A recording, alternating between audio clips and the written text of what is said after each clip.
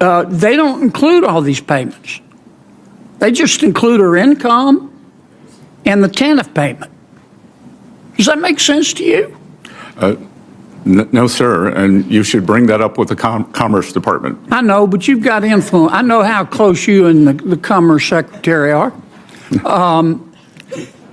I'm hoping you could bring it up with somebody above. The president says we're opposites, and I'm tall.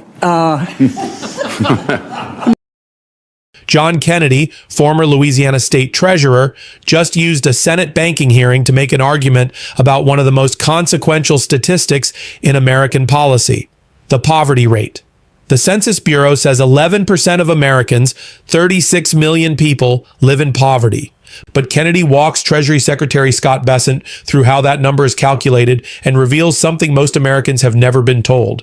The official measure counts direct cash payments like Social Security and welfare, but excludes food stamps, Medicaid, housing subsidies, school lunches, and refundable tax credits. Kennedy builds an example. A single mother whose counted income is $11,000, but who receives over $64,000 once every benefit is added. It's a real debate in economics, and it deserves an honest hearing. Watch this.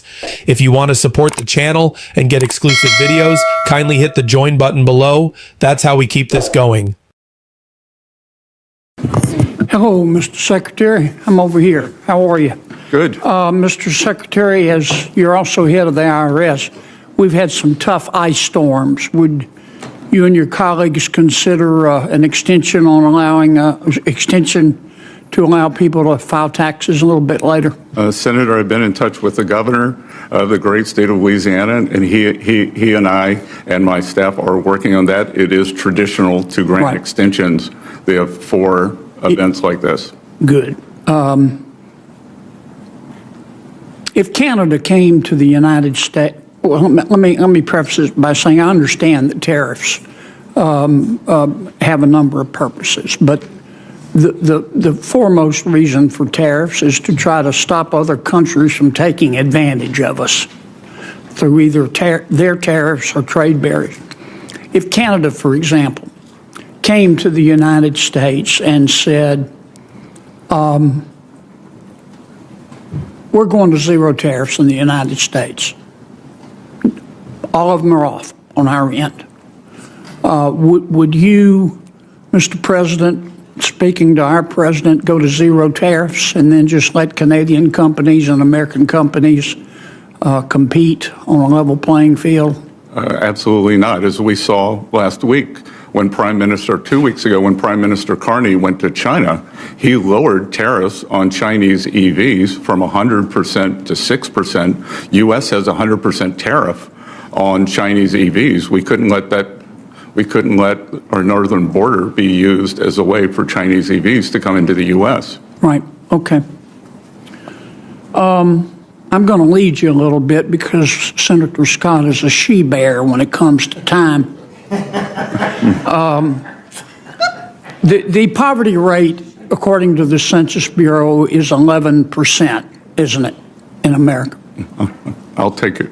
I'll take your word, Senator. And that's the Census Bureau defines poverty, is it not? Yes, sir.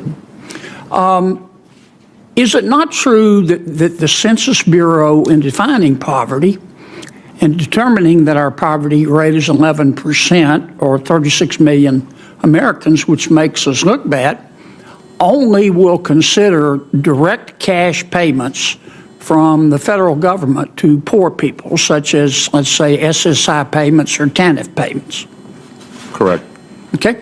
And isn't it true that the Census Bureau, in determining poverty, doesn't include non-cash payments? It doesn't include Medicaid or food stamps or housing subsidies or refundable tax credits. Isn't that true?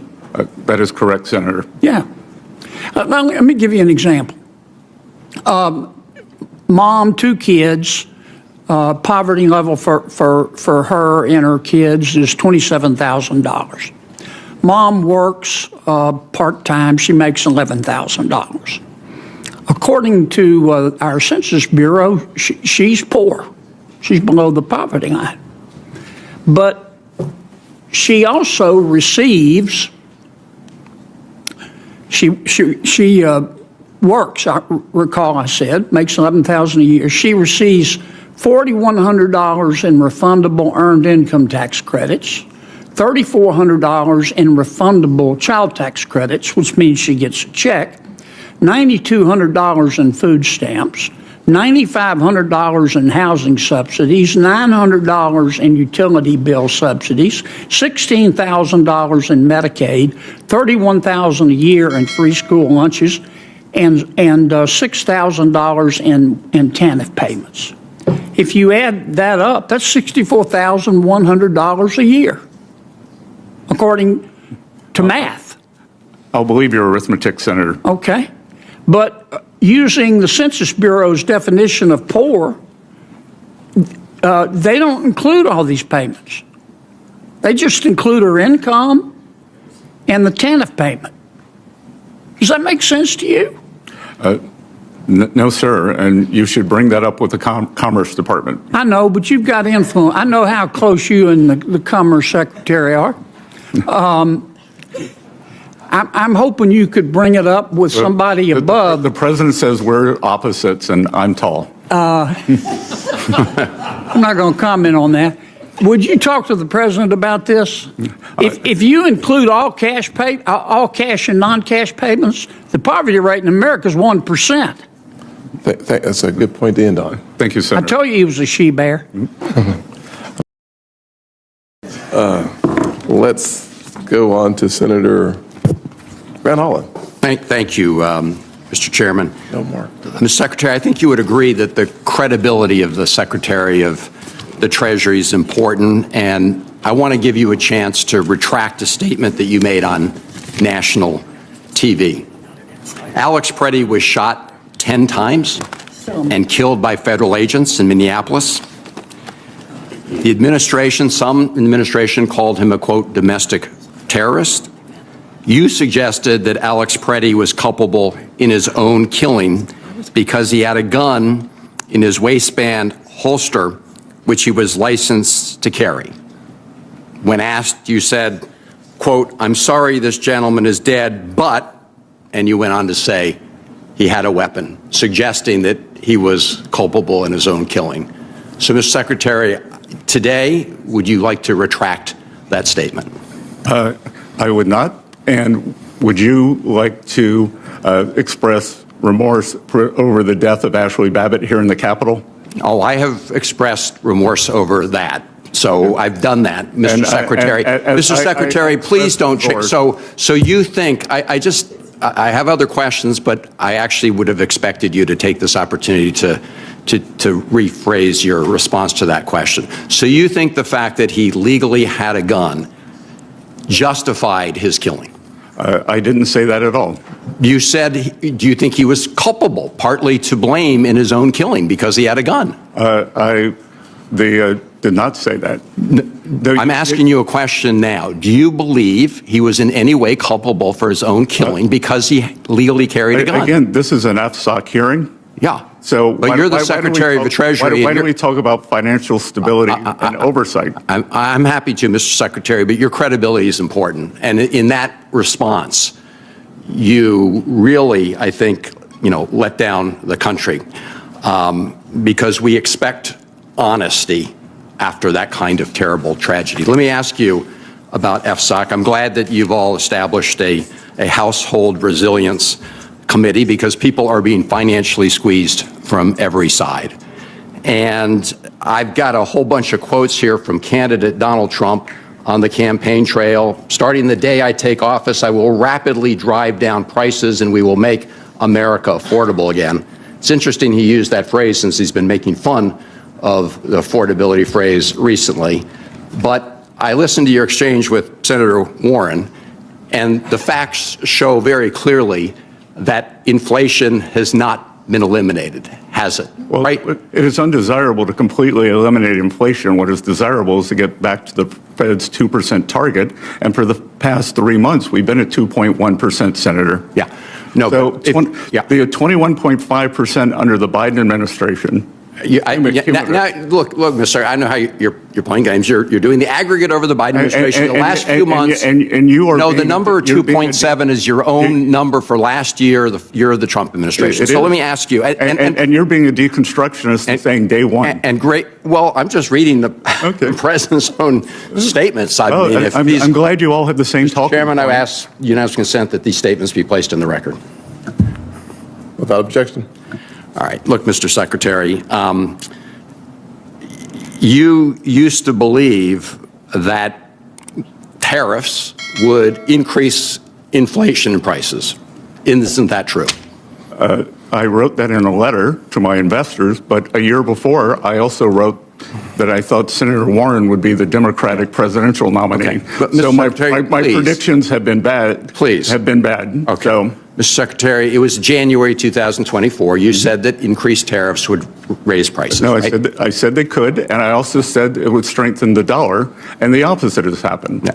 The So- prices have not gone up due to 150 years of data from the San Francisco Fed. Mr. Secretary, you're cherry picking. You're cherry picking numbers. It is a fact that prices continue to go up. And I understand that is desirable over the long term. I understand that you said just at this hearing that building costs are down. I just want to point out for the record that the National Association of Home Builders said on January 29th, not very long ago, that costs are up. Construction costs account for about 65% of average home prices in 2024.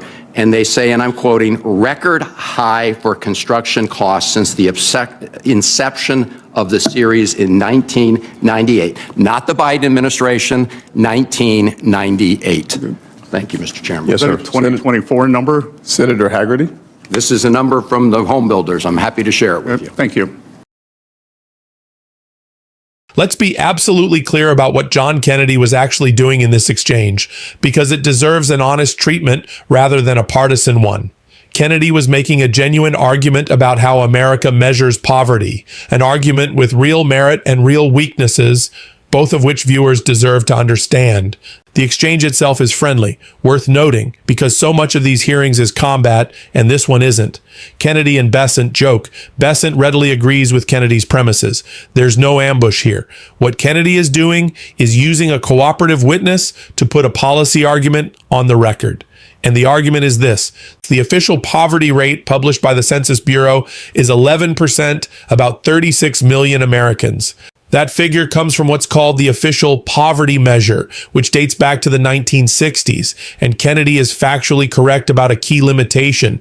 The official poverty measure counts a family's pre-tax cash income, including direct government cash payments like supplemental security income and traditional welfare, but it does not count non-cash benefits. It excludes the value of food stamps, Medicaid, housing subsidies, home energy assistance, free school lunches, and refundable tax credits like the Earned Income Tax Credit and the Child Tax Credit. Kennedy illustrates this with an example. A single mother with 2 children faces a poverty threshold of about $27,000. She works part-time and earns $11,000. By the official measure, she's counted as poor because only her earnings and cash welfare count, but Kennedy adds up everything else she receives. $4,100 in refundable earned income tax credit, $3,400 in refundable child tax credit, $9,200 in food stamps, $9,500 in housing subsidies, $900 in utility assistance, $16,000 in Medicaid, a figure for free school lunches, and $6,000 in cash welfare. Add it together, Kennedy says, and the real support totals over $64,000 a year, yet the official statistic still labels her as living in poverty. His rhetorical closer: if you counted all cash and non-cash benefits, he claims the poverty rate would be 1%. Now, here is the context that makes this an honest video instead of a misleading one, the part most coverage will leave out. Kennedy frames this as though the Census Bureau hides the ball, but the Census Bureau itself recognized this exact critique decades ago, and since 2011 it has published a second parallel statistic called the Supplemental Poverty Measure, or SPM. The SPM was created specifically to count the non-cash benefits Kennedy lists: food stamps, housing subsidies, refundable tax credits, and more. So the government does measure poverty the way Kennedy suggests it should. It just publishes that number alongside the traditional one. And here's the crucial part. When you use the supplemental poverty measure, poverty does not fall to 1%.